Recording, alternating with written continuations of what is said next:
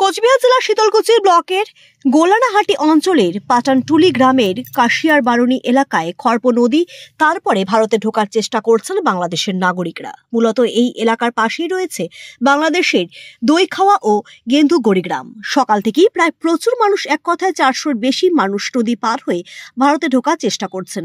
যদিও এই এলাকায় রয়েছে কাঁটাতারে বেড়া, তবে যে নদীটি সেটা ভারতের অন্তর্ভুক্ত। ইতিমধ্যেই বিএসএফ এর আধিকারিকরা পৌঁছে গেছেন। সে জায়গায় পৌঁছেছেন শীতলকুচি থানার পুলিশ। অত্যন্ত প্রহরীর মতো দাঁড়িয়ে রয়েছে বিএসএফ এর জওয়ানেরা। সূত্রের খবর অনুযায়ী নোমাসল্যান্ডের বেশ খানিকটা পর্যন্ত বিএসএফ জওয়ানরা পৌঁছে গেছেন, যাতে ওপার বাংলা থেকে কেউ প্রবেশ করতে না পারে। বিএসএফ এর কোচবিহার গোপালপুর সেক্টরের ডিআইজি কেডি যাদব সহ পদস্থ কর্তারা শীতলকুচি সীমান্ত এলাকায় গিয়েছেন। বিএসএফ সূত্রে জানা গিয়েছে সতর্ক নজর রাখা হচ্ছে। সূত্রের খবর, বাংলাদেশ প্রশাসনের তরফে সে দেশের বাসিন্দাদের আশ্বাস দিয়ে ফেরানোর চেষ্টা হচ্ছে।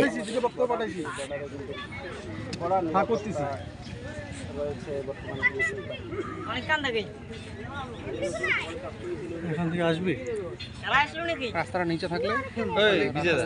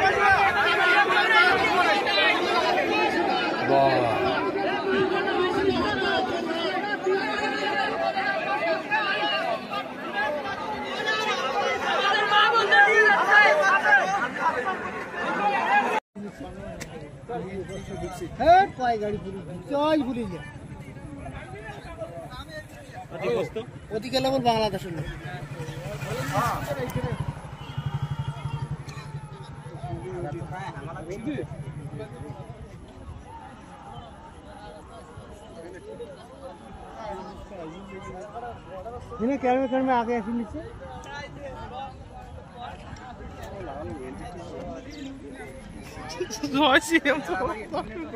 खींचे जाए मजा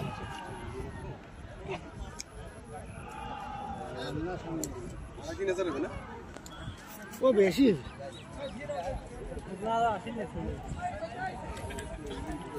বিএসএফ করে আসতে আছে।